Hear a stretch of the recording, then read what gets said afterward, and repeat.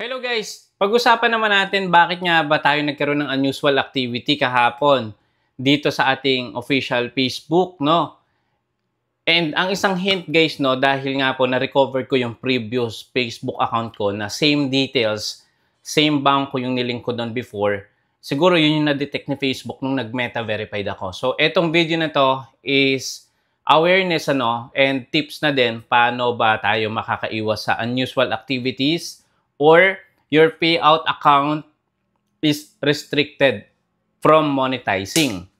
Napakahirap na ito guys, no? Lalong-lalo na kung meron kayong expected na payout or incoming payout this month or next month, hindi po ito makukuha. So possible, ma-hold po yan until hindi pa natin na re-remove itong restrictions na ito sa ating profile. And ang suggest ko pa guys, no, kung kayo po ay newbie dito sa content creation, I suggest sa page po kayo mag-start ng pag-upload, wag po sa personal kasi nga po kapag personal ang nagkaroon ng problema, lahat po ng pages natin posibleng affected din. So be very careful na kayo ay magkaroon ng ganito. Lalong-lalo na kung meron kayong multiple profile account na existing kay Facebook. So yun nga lang yung yung ginawa ko is nag-meta verified ako dito sa ating main profile account, and after nun guys, eto na siya. Although nakapag-send tayo ng supporting documents like driver's license, sobrang linaw, walang damage, walang dent, malinaw siya. Pati yung bank statement na AOB, sinend ko. Pati yung selfie, sinend ko din. And after nun, ganito na yung ating na-receive. So, ang wina-worry ko pa guys, no, dahil po very sensitive itong case na to or very rare po ito, posible po na wag naman sana if ever magkakaroon din kayo ng similar restriction katulad nito, pwede po na ma-hold or ma-forfeit yung ating sahod within 3 to 6 months na hindi natin ito ma-remove. So pag clinic natin tong learn more, pupunta tayo dito sa page. Ang nakalagay dito about identity verification, Facebook payout. Sabi dito, to confirm the accuracy of your account information, you may be required to verify your identity by uploading a bank document, business document, government issue ID, selfie, or some combination of those documents. Napasa ko po ito lahat. I don't know kung merong glitch ngayon si Facebook, pero for me, napasa ko ito lahat, malinaw, sinunod ko lahat ito. Alam niyo naman guys, before tayo mag-proceed sa mga ganito, is talagang chine-check muna natin yung mga documents na pinapasa natin. Ito pa, take note, only financial admin can complete identity verification. If you're not financial admin of your account, contact them to resolve issue impacting your monetization. So guys, ito pa isa pang suggestion or tips. Wag na muna kayo maglalagay ng mga admins. Nagkakaroon din po ng unusual activities dahil maraming admins na connected dito sa main profile or main pages nyo. Wag muna.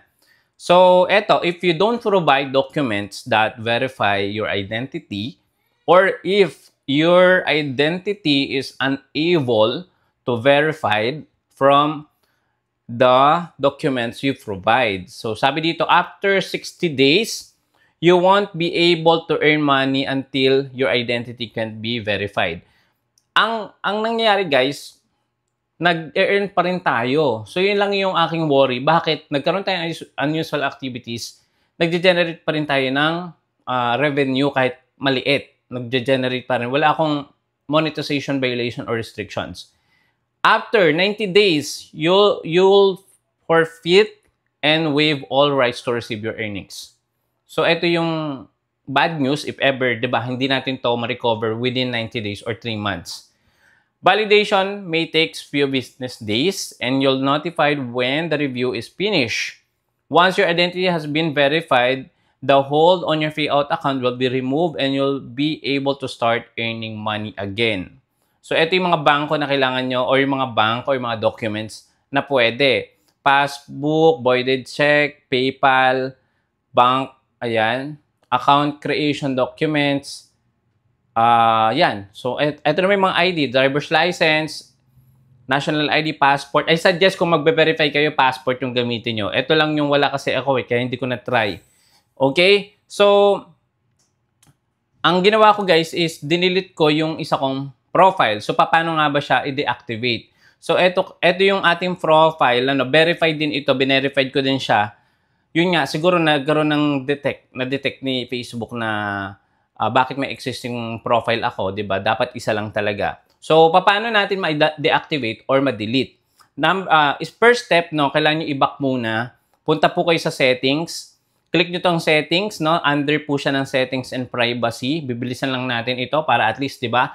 Maging aware sa ating lahat na if ever, kung natatandaan nyo, meron kayong multiple profile account at gusto nyo mag-verify dahil sobrang higpit ngayon ni Facebook. Ang dami nagkaroon po ng limited earnings, no? Dahil nga po, I don't know kung may update or merong may mga bagong na mga policy na ginagawa ng si Facebook. So, click nyo yung settings. Pagka-click nyo yan, mapoproceed kayo dito sa setting and privacy. Punta na lang kayo dito guys sa may search tab. I-search nyo lang deactivate. And then, i-click nyo yung personal details. Mapoproceed kayo dito sa personal details. Under po siya ng contact info, birthday, identity confirmation. And i-click nyo tong account ownership and control. Pag na-click nyo na yan, mapoproceed kayo dito sa account ownership control tab. Meron ditong tatlong options. Meron ditong memorialization. Basta yun. Deactivation or deletion, reactivation. So, ang i-click natin yung sa gitna, ayan, deactivation or deletion. So, ako kanina guys, dine-activate ko, pero I suggest, kung meron kayong ganito, no, i-backup nyo muna or i-save nyo muna yung mga pictures or mga uploaded sensitive informations nyo before nyo i-delete. So, ako guys, dinelete ko na to.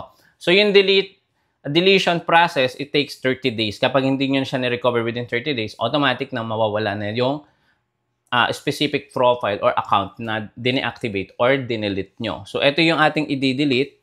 Ayan, deactivation or deletion. So, meron ditong options. Ang pinili ko kanina, again, ay deactivation. Pero, dinelete ko na to. Hindi nyo na masasearch tong profile na to. I-click nyo lang continue. Kahit alin dito sa dalawa yung piliin nyo. But again, make it sure na ano na kayo, buo na yung loob nyo na i-delete nyo na yung profile nyo. Or ayun, pag-isipan nyo maigi, di ba? So, i-click nyo yung password or enter nyo yung password para at least ma-proceed na kayo dito. So, meron tong next option, I have another Facebook account. Yun yung nilagay ko na reason kung bakit gusto kong i-delete ito.